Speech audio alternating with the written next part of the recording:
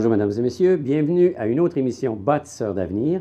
Jusqu'à maintenant, dans le cadre de cette émission, nous avons rencontré plusieurs belles entreprises, dont, entre autres, CIHO, Simard Suspension, de même que les gens du Festif. Et cette semaine, nous allons visiter une entreprise qui œuvre dans l'agroalimentaire, Charcuterie Charlevoisienne, et son propriétaire, M. Lin Tremblay.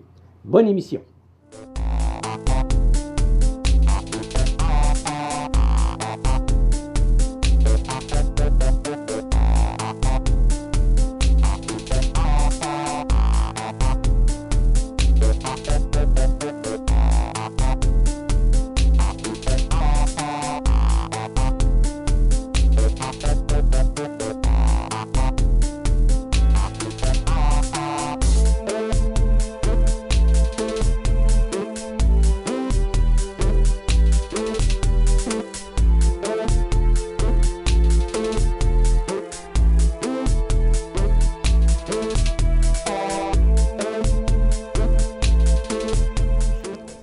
Charcuterie Charlevoisienne, ça a parti de réflexion il y a bien des années.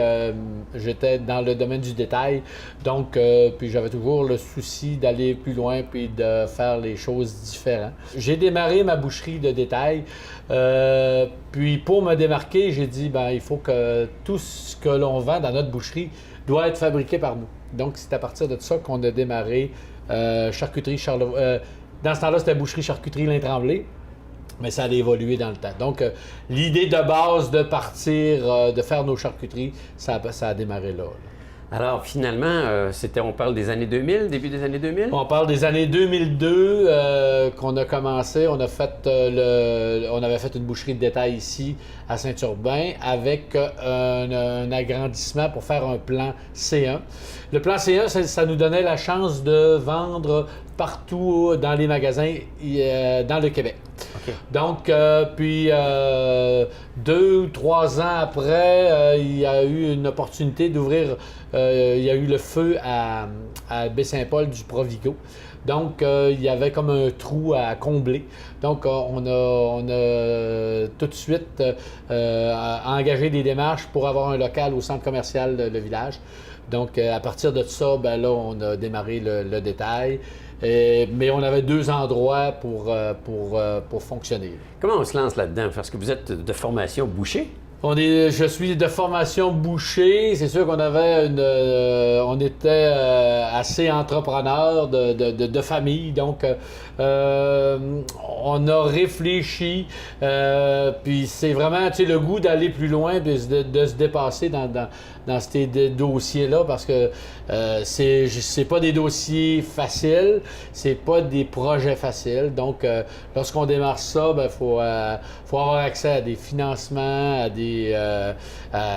faut que les gens, les partenaires croient à notre projet aussi. Dans le contexte où c'est une charcuterie, donc ça s'appelle Charcuterie Charlevoisienne, il y a une multitude de produits, là. Oui, on a peut-être une quarantaine, on avait à la base une 50aine de produits qu'on avait. C'est sûr que depuis 2012, on a enlevé beaucoup de produits pour faire une épuration, pour être capable d'aller sur les marchés. Mais ça veut dire que nous, on fait des produits saumurés, on fait des produits cuits en moule, ce qu'ils appellent des terrines, des pâtés de foie, des pâtés de campagne. On fait des saucissons secs.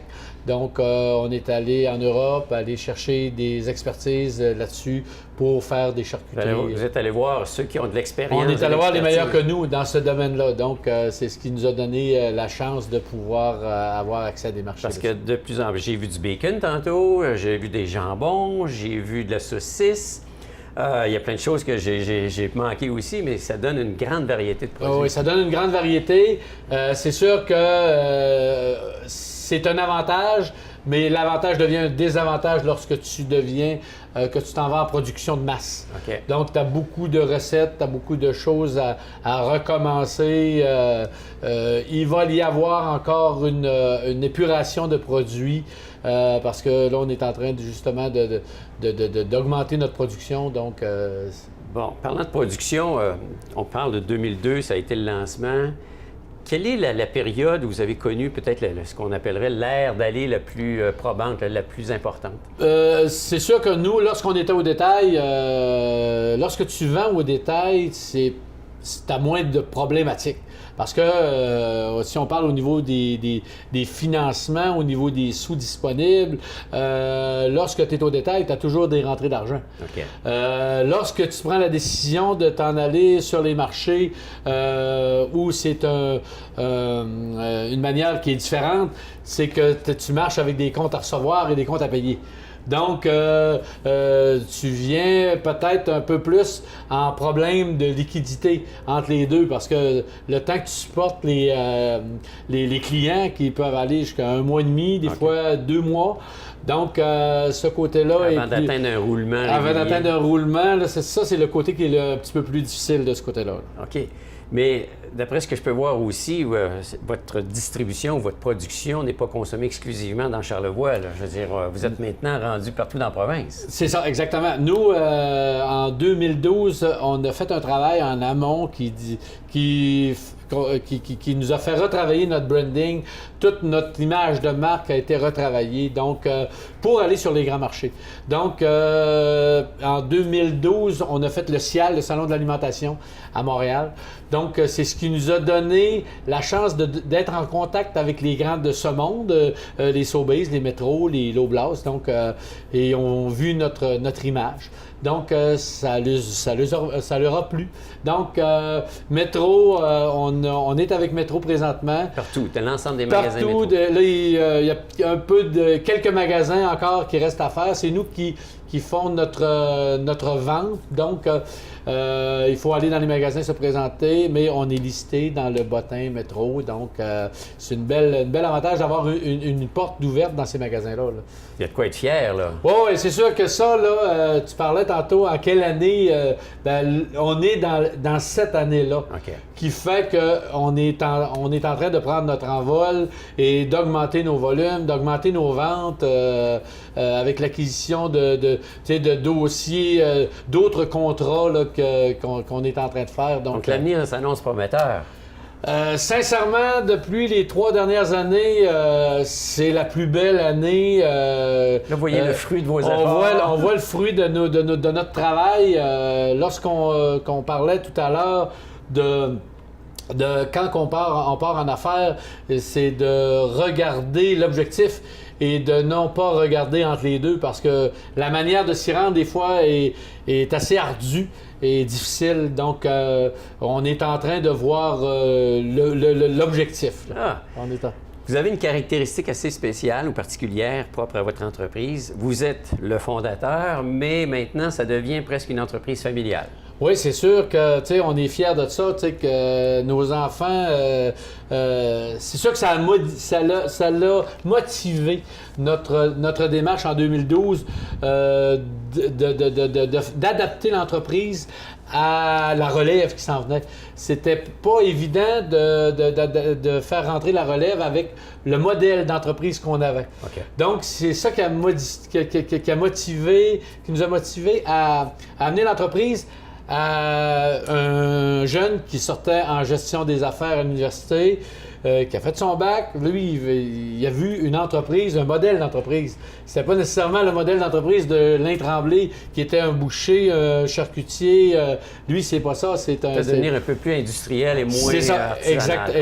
Exactement. Donc, tout en gardant le côté artisanal, ça, c'est primordial pour nous autres, d'amener l'entreprise à la relève, tu sais, que ça soit plus facile aussi à gérer et plus facile dans le temps et non basé sur l'être humain.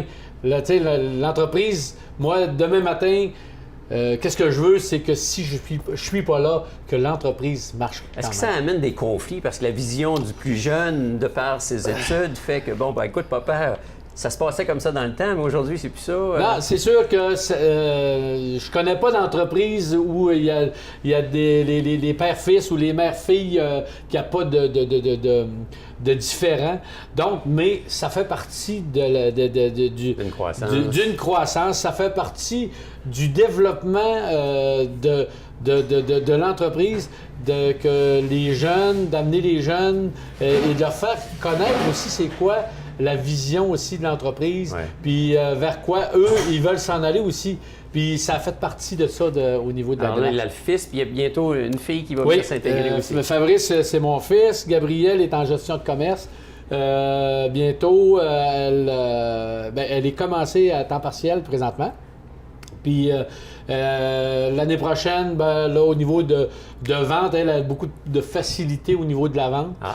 Donc, Ça va libérer le papa un peu. Oui, c'est ça, exactement. Puis c'est un dossier, je pense que elle est capable de livrer, de mener à bon port. Là, Quelle serait, selon vous, votre plus grande fierté là, depuis que l'entreprise existe? La plus grande fierté, c'est d'avoir été assez tenace pour continuer. Parce que bien des entrepreneurs, si on n'aurait pas été tenace puis croire en nos idées, je pense que c'est ça que je suis plus fier. Parce que, puis c'est sûr que le fait que nos enfants soient en relève, viennent en relève avec nous, ben c'est sûr que ça fait une fierté. Là, mais puis qu'on retrouve, parce que moi, je suis un gars du détail, donc ça faisait j'ai tout le temps été gérant des viandes, j'ai tout le temps été dans les épiceries. Puis de voir présentement nos produits sur les tablettes des magasins, ça nous fait quelque chose, ça nous fait un petit velours, on est bien fiers de ça. Là. On a un petit espace à la boulangerie, mais qu'on occupe là, à 95 là, avec les produits de Charlevoix, les bières de la microbrasserie, les fromages de la région, charcuterie charlevoisienne, les fromages, le saumon. Tout ce qu'on peut prendre dans la région, on le prend de la région. Il y a peut-être juste quelques boissons qui viennent de l'extérieur, Oasis, mais sinon, c'est 100% charlevoisien.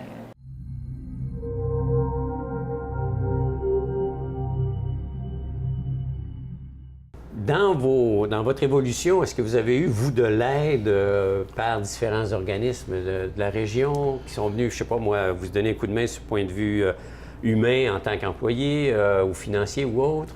Nous, ce qui nous a aidé beaucoup au démarrage de notre entreprise, les CLD, avec, si je prends comme une ressource qui est une ressource presque indispensable dans Charlevoix, c'est que l'agronome au CLD, Nancy Chabot, qui fait en tout cas, pour nommer son nom, mais c'est vraiment quelqu'un qui nous a aidés, puis qui était vraiment quelqu'un qui voulait aller plus loin dans le dossier, puis perfectionniste. Nancy Chabot, conseillère en développement économique au CLD de la MRC de Charlevoix et agronome de formation. Bienvenue à l'émission Bâtisseurs d'avenir. On va parler aujourd'hui de Bâtisseurs d'avenir, oui, mais entre autres et plus particulièrement de l'entreprise Charcuterie charlevoisienne. Je pense que le CLD a été très impliqué depuis ses débuts de cette entreprise-là en termes de démarrage. Est-ce qu'on peut faire un petit tour d'horizon sur savoir comment ça s'est passé, ce démarrage-là? Oui, effectivement, l'entreprise est venue nous voir dès ses débuts, dans le sens que on a évalué, dans le fond, les besoins de l'entreprise, monter le plan d'affaires, faire le montage financier, faire la recherche de financement avec l'entrepreneur, dans le fond, pour être en mesure de démarrer l'entreprise. Quand on parle de démarrage, là, on part de zéro, là. Oui, cette entreprise-là est vraiment venue nous voir, dans le fond, pour un démarrage vraiment à partir de zéro. Bien entendu, le promoteur est arrivé avec tout son bagage d'expérience et de formation. Puis à partir de là, on a travaillé le projet vraiment d'un bout à l'autre avec lui. Est-ce que, lorsqu'il est arrivé avec son bagage, il y avait déjà une idée où est-ce qu'il voulait s'en aller? Ou finalement, c'est au fil des discussions que le tout s'est comme placé pour dire, ben là, on devrait faire ça et comme ça? Au départ, il y a toujours un plan de match avec le promoteur, dans le fond, qu'on met en place. Mais avec le temps, ce plan de match-là peut évoluer. Comme dans le cas des charcuteries charlevoisiennes, ça a évolué en termes d'expansion, en termes de nombre d'employés, en termes de développement de marché. Donc, cette entreprise-là, on la suit depuis ses débuts. Donc, il y a eu toujours une évolution dans le temps. Puis, on agit, en fait, j'agis à titre de conseillère auprès de l'entreprise quand il y a des projets d'expansion ou des projets d'acquisition d'équipements ou des choses comme ça.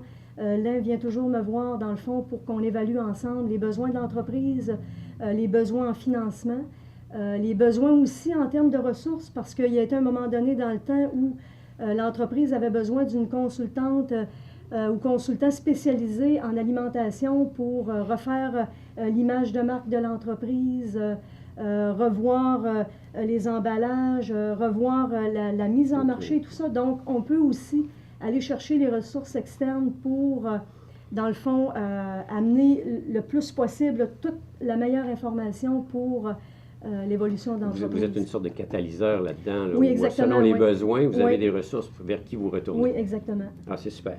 L'entreprise évolue et en plus, il y a une possibilité pour cette entreprise-là qu'elle devienne, dans son développement, une entreprise familiale. Oui, dans le cas des charcuteries charlevoisiennes, au départ, lait était, il était seul, mais sa conjointe était aussi actionnaire de l'entreprise. Mais c'est lui, dans le fond, qui est à temps plein. Bon, avec les employés au fil du temps qui se sont ajoutés. Mais aujourd'hui, ce qu'on peut dire, c'est qu'il y a une belle relève.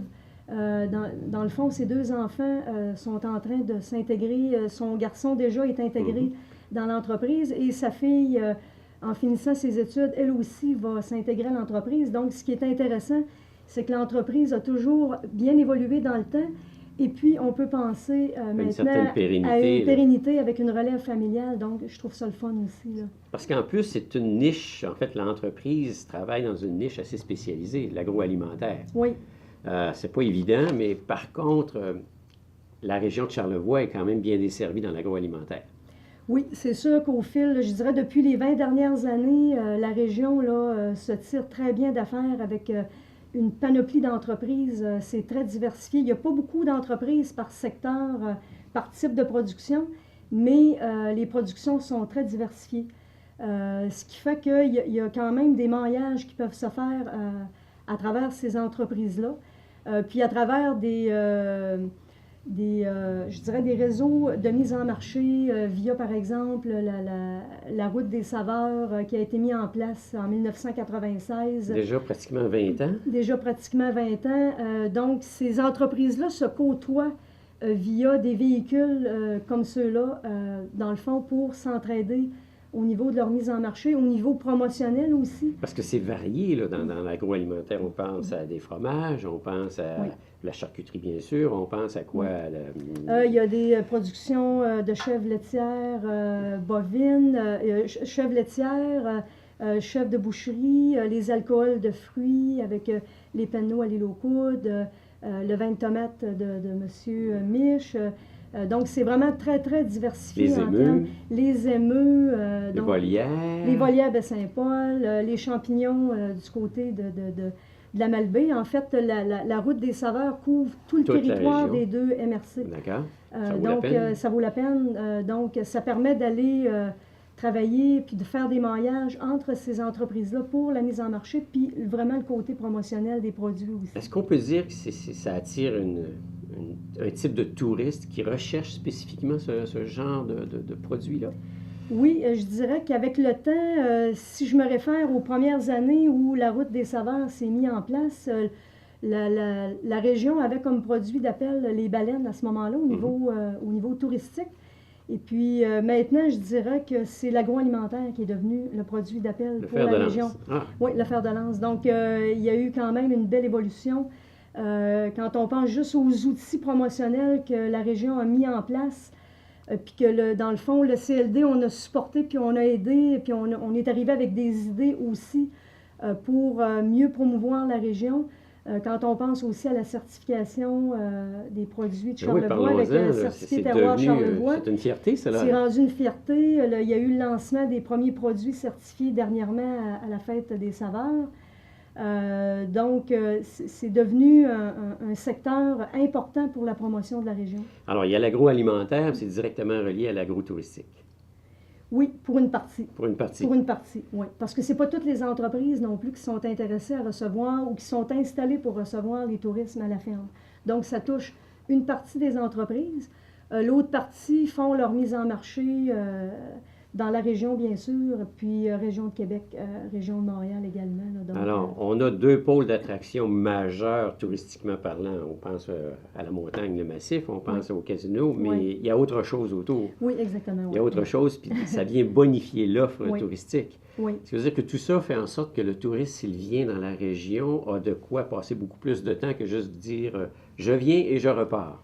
Oui, c'est ça. Il y a du temps à passer, puis il y a des choses à goûter, puis il y a des boutiques aussi où on peut retrouver les produits. Donc, les gens peuvent repartir avec des produits chez eux, puis en faire la promotion, puis...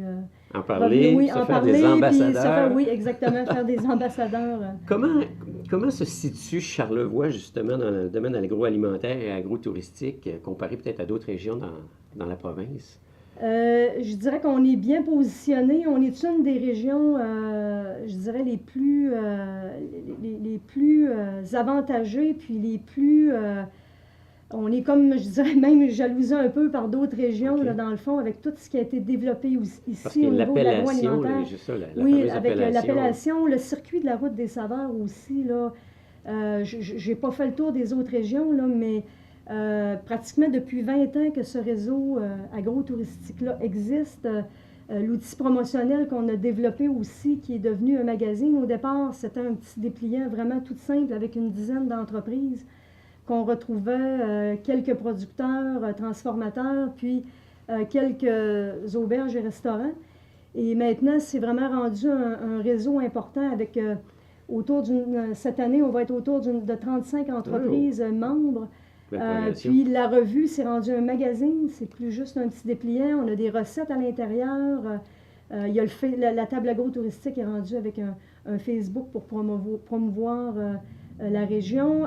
Actuellement, je suis en train de travailler avec Graphicor, qui est l'entreprise là, qui a été mandatée pour élaborer un site Internet, là, vraiment quelque chose de bien, avec des vidéos conçues avec des drones, vraiment avec la spécialité agroalimentaire. Donc, on veut mettre ça en place là, pour la prochaine saison touristique là, qui va commencer bientôt. Ça donne une belle visibilité. Donc, ça donne une belle visibilité, oui. Super. Donc, une entreprise comme Charcuterie Charlevoisienne, si tout l'aspect agroalimentaire et agrotouristique se développe, risque d'avoir un bel avenir. Oui, exactement, oui. Je dirais là, qu'avec toute son évolution dans le temps, le type de produit que cette entreprise-là a mis en place au fil du temps, vraiment des produits raffinés avec tout le savoir-faire charlevoisien aussi. Tous les nouveaux marchés que cette entreprise-là est en train de développer, c'est quelque chose de vraiment intéressant. Puis l'autre élément que j'aimerais ajouter, c'est que ce type d'entreprise-là est aussi un catalyseur pour d'autres entreprises. OK. Dans le sens que les petites entreprises qui ont des productions plus au niveau de la viande, en fait, là, on a travaillé beaucoup avec eux pour la transformation de leurs produits. Fait que si ces petites entreprises-là avaient eu à s'installer par eux-mêmes tout de suite au départ, ça aurait été plus difficile pour leur démarrage. Mais en ayant une entreprise qui leur donne un coup de pouce... Installée ici, en plus, oui, installée localement. ici en plus. Donc, ça donne une chance à ces entreprises-là, dans le fond, pour la transformation Ça donne une de leurs proximité, produits. ça diminue Oui, les coûts, exactement. ça crée une Oui. relation d'affaires solide. Oui, exactement, oui. Ah, c'est ça. super, ça. Oui.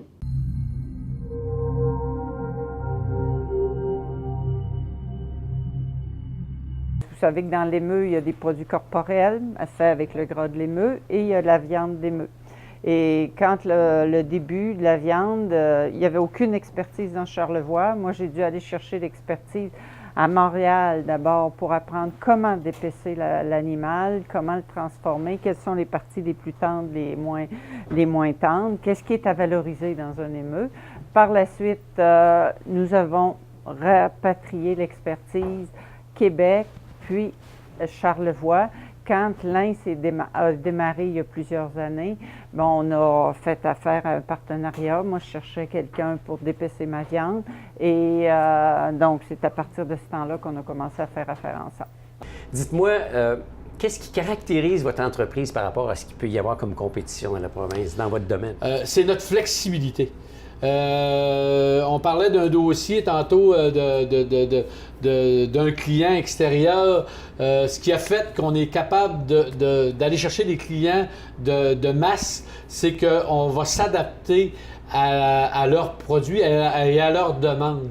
Donc, nous, je pense que c'est quand on fait des sous-contrats pour d'autres personnes, on s'adapte à leurs demandes. C'est vraiment...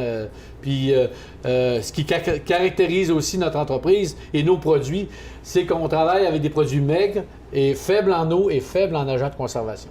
C'est vraiment ce Je veux qui nous dire, intéresse. quand on goûte réellement On le goûte, produit. on ne prend pas un verre d'eau en prenant du jambon, on goûte le jambon. Donc, Vous êtes situé à Saint-Urbain, dans Charlevoix. Est-ce que vous considérez que c'est une bonne place, Charlevoix, pour faire des affaires?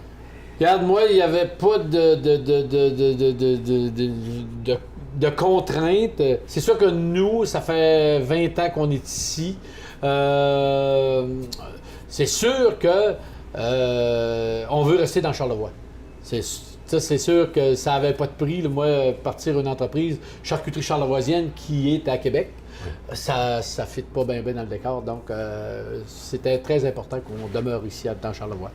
Pour les produits de la région, la question, c'est pourquoi ne pas prendre les produits de la région? Ils sont bons. On encourage les commerces locaux. Notre région est forte en agrotourisme. Pour cette raison-là, tous les producteurs sont très complices à Baie-Saint-Paul.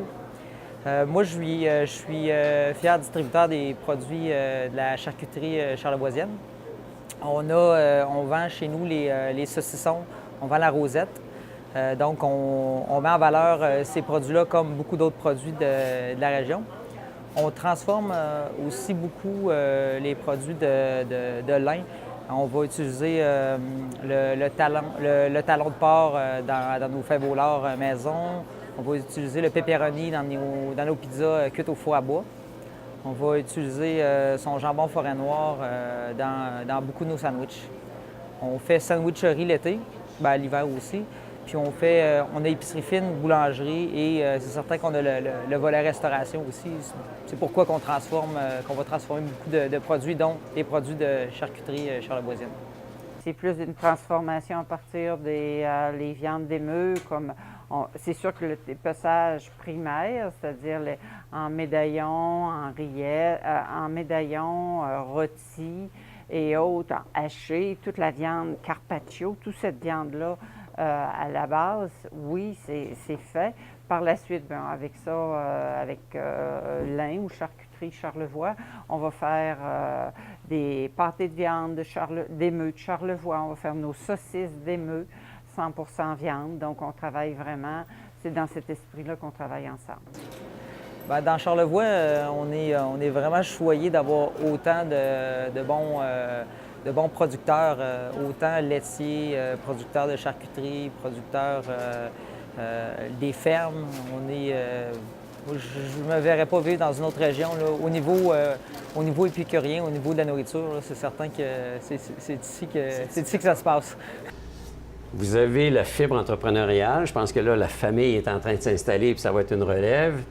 Qu'est-ce que vous donneriez comme conseil à quelqu'un qui voudrait se partir en affaires? Si j'avais un conseil à donner à des jeunes entrepreneurs qui voudraient se démarrer en entreprise, c'est sûr, c'est de bien s'entourer. Puis de ne pas avoir peur de poser des questions à des gens qui sont en affaires déjà. C'est sûr que les jeunes qui commencent, souvent, ils n'ont pas beaucoup de sous. Mais c'est pour ça qu'il faut être comme une éponge. Il faut poser des questions, puis après ça, aller chercher des formations en administration,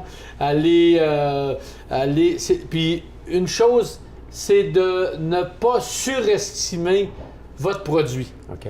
De ne pas dire, de faire attention au temps à lequel on pense un produit et le temps à lequel il est rendu sur les tablettes.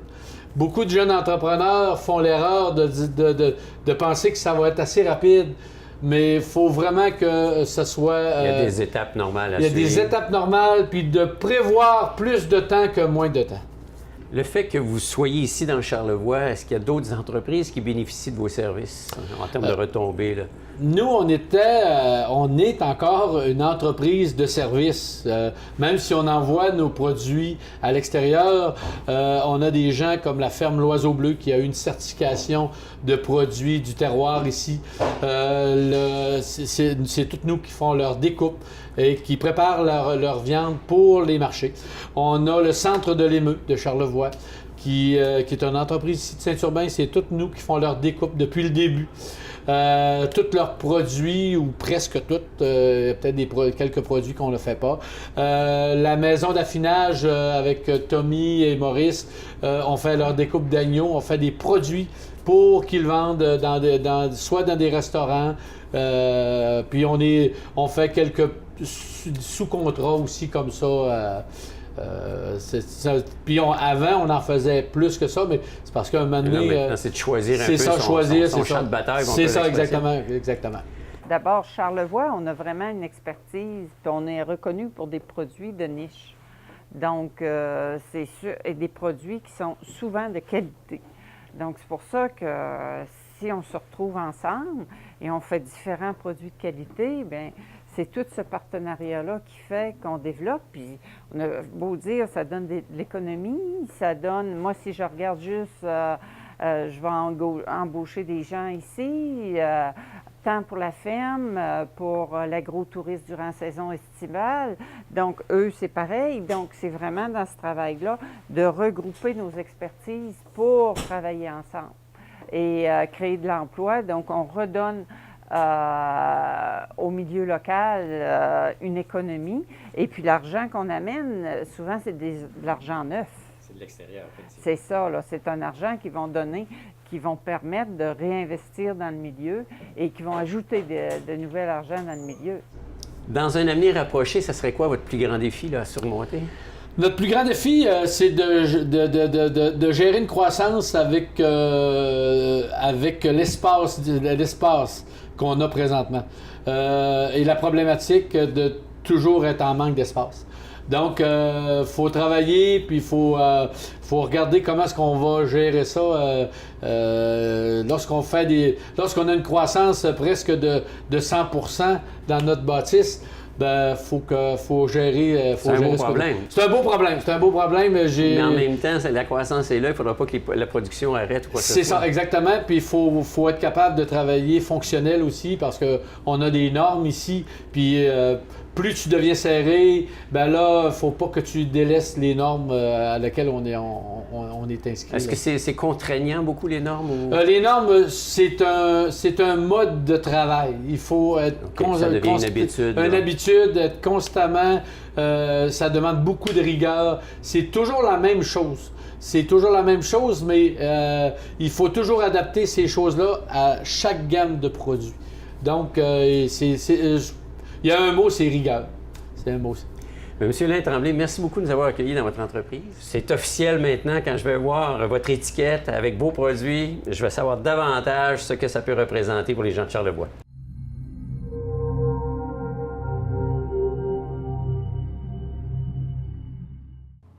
Voilà, déjà une autre émission Bâtisseurs d'avenir de terminée. J'espère que le contenu de cette émission vous a plu. Merci à nos invités. Tant qu'à moi, je vous invite à être des nôtres pour une prochaine émission où nous allons aller visiter une entreprise d'économie sociale, cette fois-ci avec l'Agence pour vivre chez soi. À très bientôt.